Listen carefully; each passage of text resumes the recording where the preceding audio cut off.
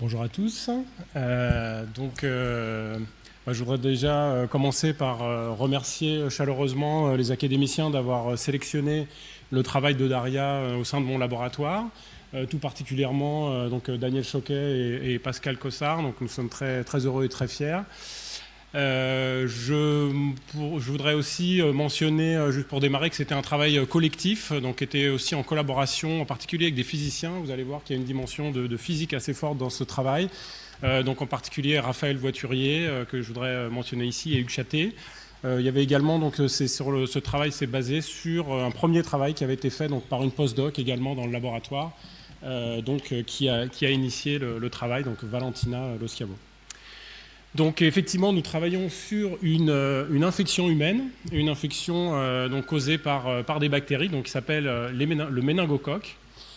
Et donc il m'a semblé que c'était important de commencer par vous décrire tout simplement ce que c'était que cette infection, et en particulier commencer vraiment par juste un peu la dimension médicale, le côté justement qu'est-ce que c'est qu'un cas typique d'infection par méningocoque.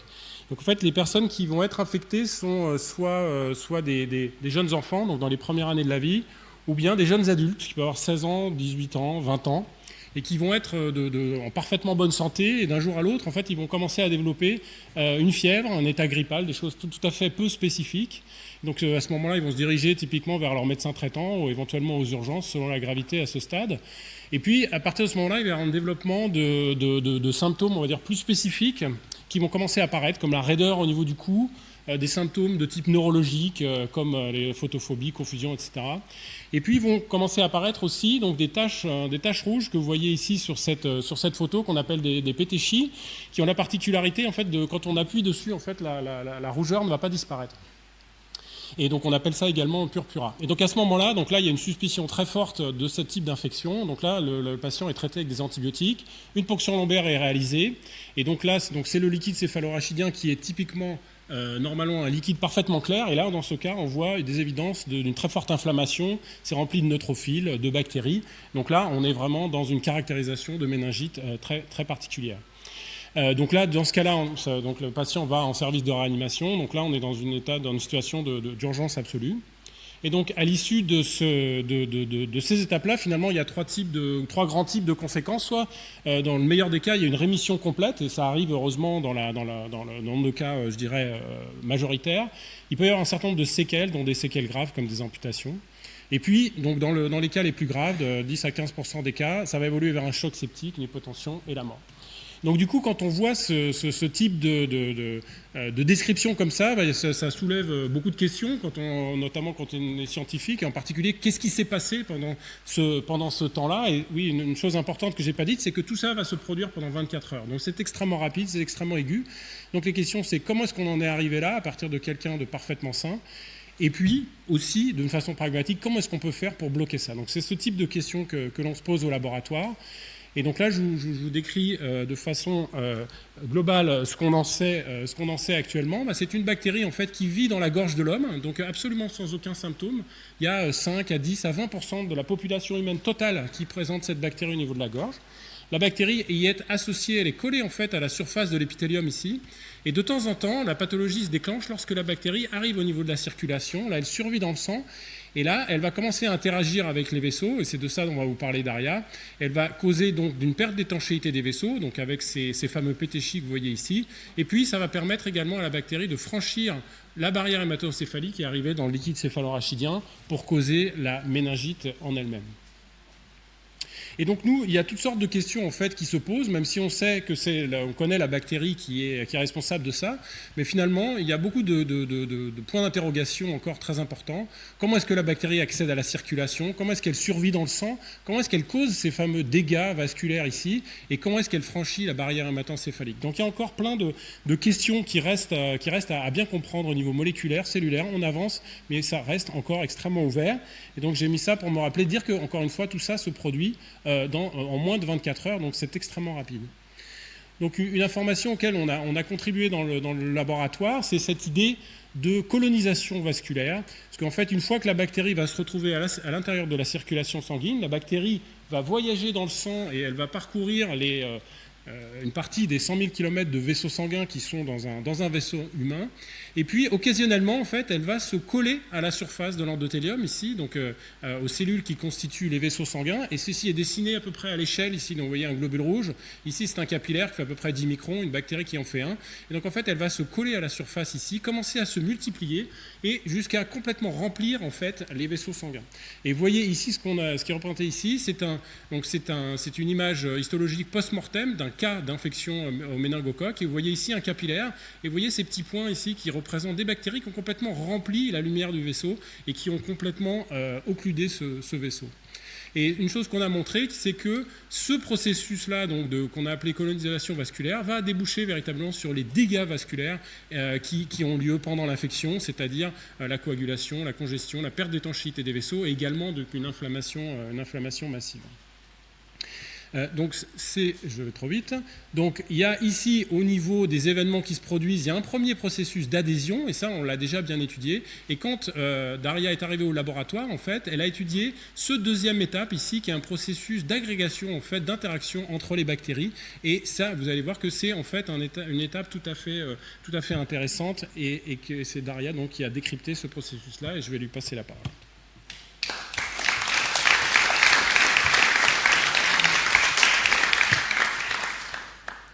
Bonjour à toutes et à tous. Donc, pour reprendre le discours de Guillaume, on parlait de colonisation vasculaire. Pour étudier la colonisation vasculaire en dynamique, dans les laboratoires, on a développé un modèle animal basé sur une greffe de peau humaine sur des souris immunodéprimées, couplée à de l'imagerie intravitale. Ici, donc, vous pouvez voir, peut-être pas, pourquoi ? Bon, je vais le décrire. Vous pouvez voir des...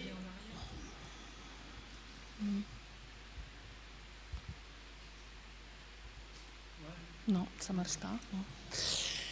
Donc, vous pouvez voir des bactéries qui, comme Guillaume a décrit, vont adhérer aux parois des vaisseaux et vont progressivement, en proliférant, occuper tout l'espace disponible jusqu'à boucher complètement ces vaisseaux sanguins. Les processus d'adhésion et d'auto-agrégation dépendent des pili de type 4. Ça, c'est des filaments qui se trouvent à la surface,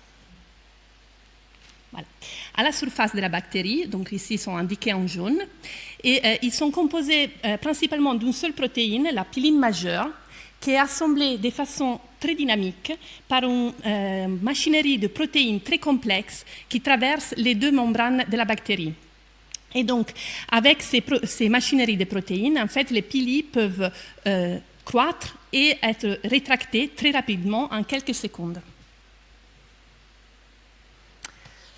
Donc, en résumé, on a dit que la colonisation vasculaire commence par l'adhérence de ces bactéries qui ensuite prolifèrent en forme d'agrégat et arrivent à occuper les vaisseaux sanguins.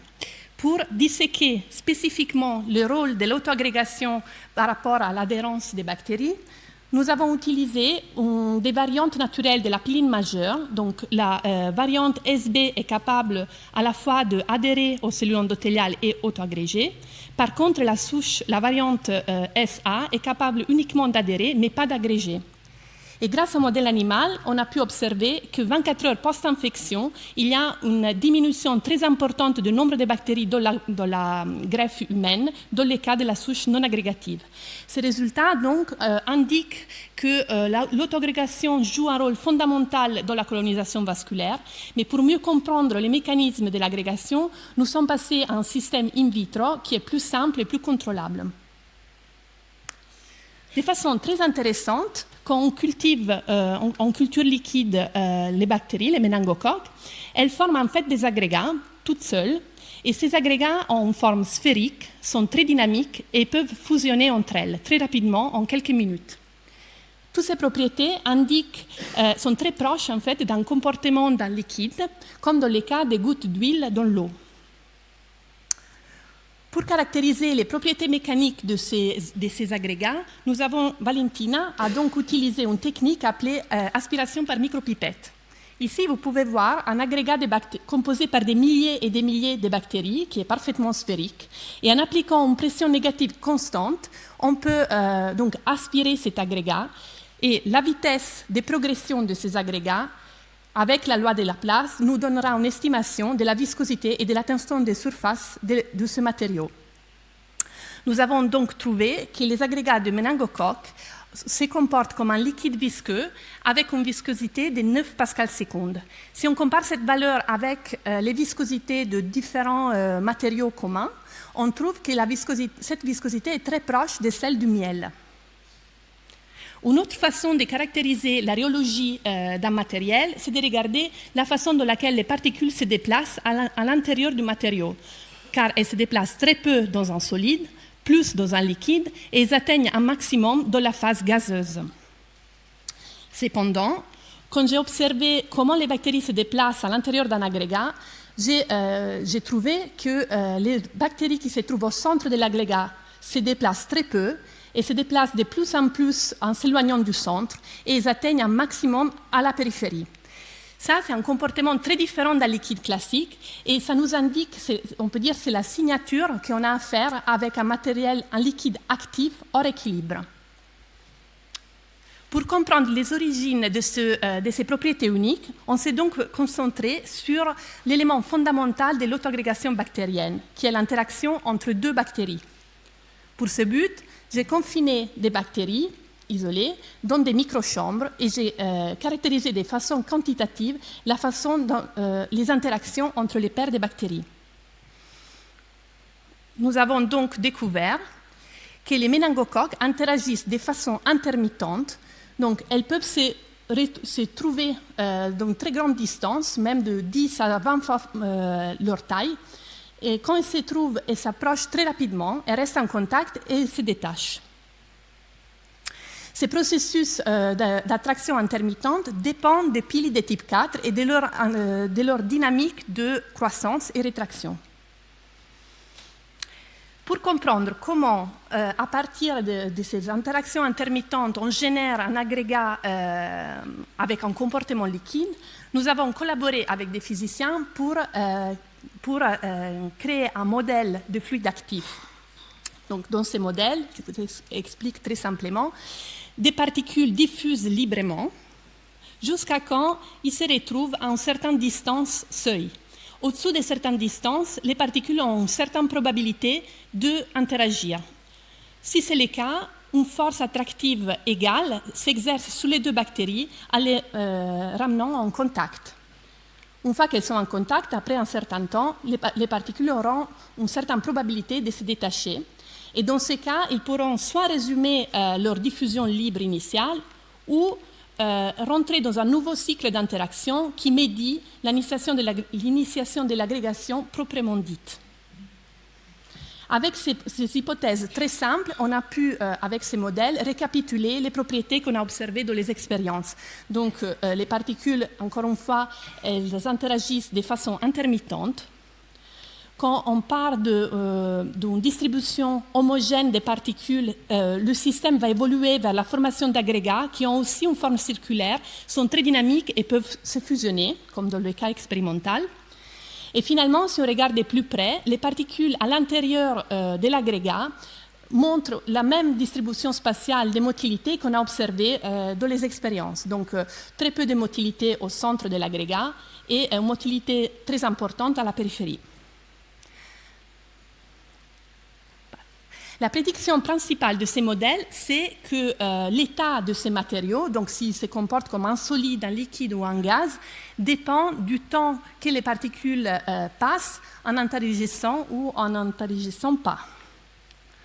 Grâce à ces prédictions, on a pu construire un diagramme de phase de l'agrégation bactérienne et on a trouvé que la souche sauvage du méningocoque tombe dans cette zone très particulière et très spécifique qui génère un liquide visqueux activement fluidifié. Donc, grâce à ce travail, on a donc compris comment on génère un agrégat liquide actif, mais une grande question reste. Quelle est la fonction de ces comportements liquides? Est-ce qu'il y a un impact sur la colonisation vasculaire? Pour répondre à cette question, on a utilisé un mutant qui possède aussi des piliers, est capable de former des agrégats, mais ces piliers ne se rétractent pas. Donc, il est incapable de générer des interactions intermittentes. Les mutants piletés, donc, ils forment des agrégats qui ont des formes très étranges, ils ne sont pas du tout sphériques. Ils ne peuvent pas être aspirés dans une micropipette, même à des pressions très très fortes. Et les bactéries à l'intérieur de l'agrégat ne bougent pas du tout.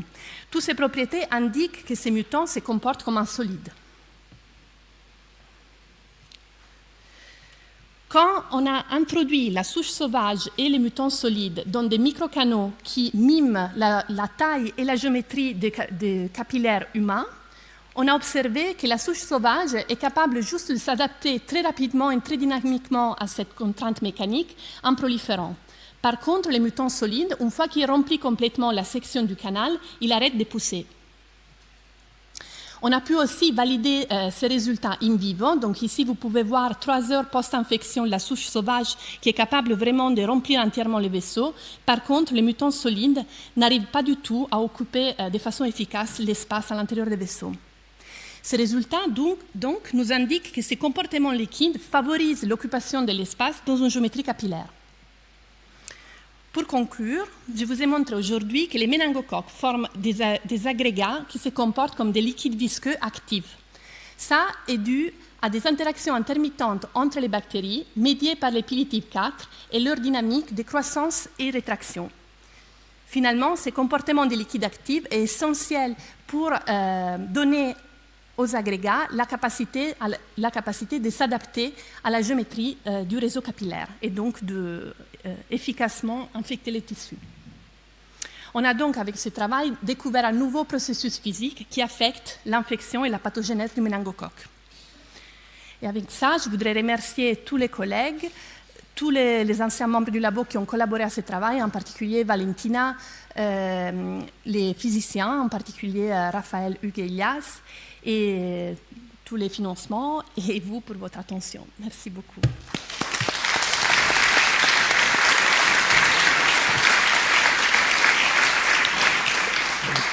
Merci beaucoup pour cette très belle présentation qui est ouverte pour discussion. Il y a une question là de Jean-François Bach.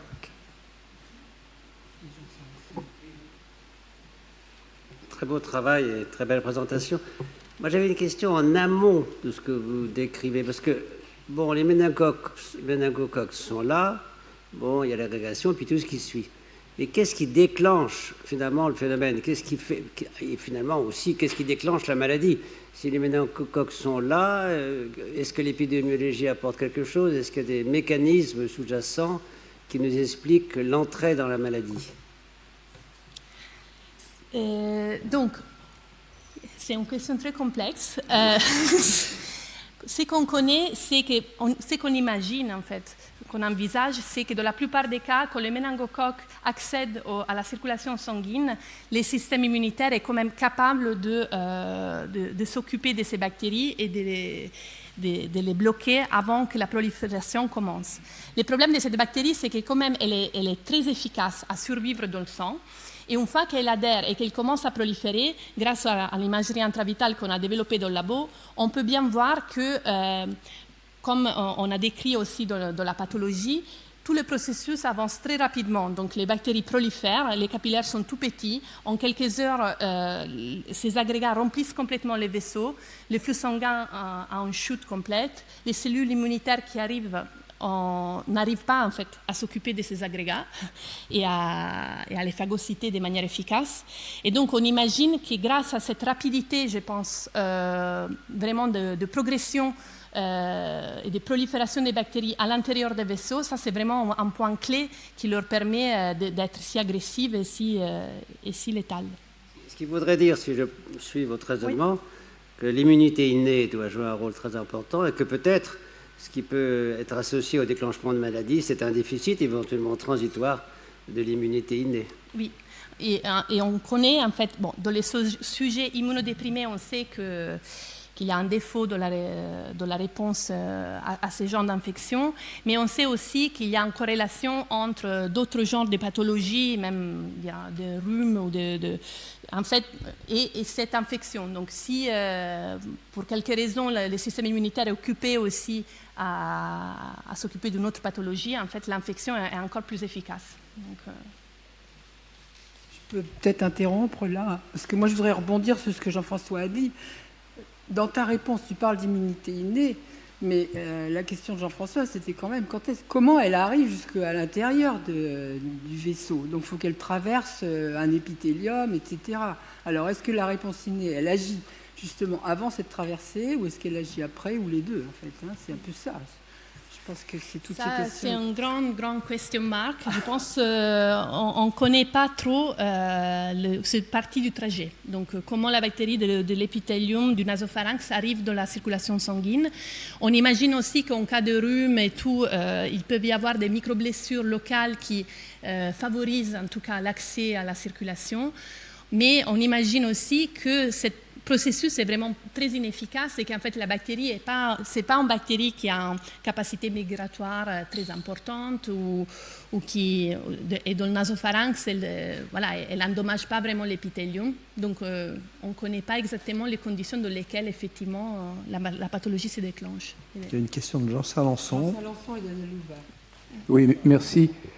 En tant que je suis là. Ah, oui. En tant que physicien tendance mécanique, si je peux dire, j'étais intéressé par ce que vous avez présenté. Ça m'a fait penser aux travaux de Jean-François Joigny, du Collège de France, qui notamment s'intéresse au vol d'oiseaux, hein, ou bien aux bancs de poissons, donc qui fonctionnent. On voit bien qu'ils vont fonctionner aussi en groupe. Donc il me semble qu'il y a des interactions intéressantes, peut-être même du point de vue de la thermodynamique de ces phénomènes-là. C'était juste pour signaler ça. Sinon, je vous remercie pour la qualité de cette présentation. Alors, 2 questions encore, une à ma droite, là, et puis après Daniel Louvard. Oui, ici. Je suis là. Oui, lorsque vous parlez de liquide visqueux, je pense, moi, à des lipides qui pourraient être ce qu'on appelle des lysophospholipides, qui seraient sécrétés par les bactéries. Et notamment, lorsque vous parlez d'association à l'endothélium vasculaire, et notamment cérébral, tel que votre directeur de recherche l'a dit, il faut savoir qu'il y a 4-5 ans, il a été décrit que l'endothélium cérébral sécrète une protéine qui s'appelle MFSD2A, qui reconnaît spécifiquement ces lysophospholipides, ce qui pourrait éventuellement être une approche mécanistique. Oui, donc il y a beaucoup évidemment d'intérêts et des laboratoires qui se concentrent effectivement sur cette interaction spécifique entre les cellules endothéliales du cerveau et aussi du réseau sanguin et le méningocoque. Par rapport aux lipides, nous, en fait, c'est comme, par exemple, j'ai décrit dans ce travail, mais pour des raisons de temps, je n'ai pas pu mentionner, c'est que cette bactérie est couverte par une capsule qui est composée principalement par des sucres et c'est un autre facteur de virulence avec les pili qui est complètement essentiel pour la survie dans le sang. Et j'ai pu montrer que quand un mutant qui n'a pas de capsule se comporte encore comme un liquide visqueux, mais les interactions en fait bactérie-bactérie à courte distance sont différentes, sont beaucoup plus fortes, et donc cette viscosité est plus importante et ça a des conséquences en termes physiques aussi sur ce fluide actif. Et au niveau des lipides, c'est sûr qu'il y a beaucoup de choses à étudier, et ça sera un peu le suivi de mon travail de recherche, de regarder plus l'interface bactérie et membrane plasmique des cellules. Dernière question courte de Daniel et réponse courte s'il vous plaît, oui. Après on sera obligé de s'arrêter. Bon, d'abord, félicitations pour un excellent travail de nature très pluridisciplinaire. Vous avez montré que selon l'état, je dirais, physique de l'agrégat, soit visqueux ou soit solide, la prolifération se poursuit ou s'arrête. Par quel mécanisme moléculaire vous imaginez que la prolifération est contrôlée ? Donc, nous avons démarré un nouveau projet sur cette question, parce qu'évidemment, on ne sait pas si c'est un problème, par exemple, d'accès aux nutriments, lié au fait que les agrégats solides sont incapables de se réorganiser sous contrainte mécanique, ou si c'est un changement physiologique de la bactérie à cause d'une réponse au stress, un stress mécanique, parce que les bactéries se retrouvent sous confinement. Et donc pour ça, on a démarré un nouveau projet, et je vous répondrai, j'espère, dans quelques ans. Donc on ne sait pas encore, et donc ce sera pour la prochaine fois. On est obligé de s'arrêter là. Merci beaucoup. Merci.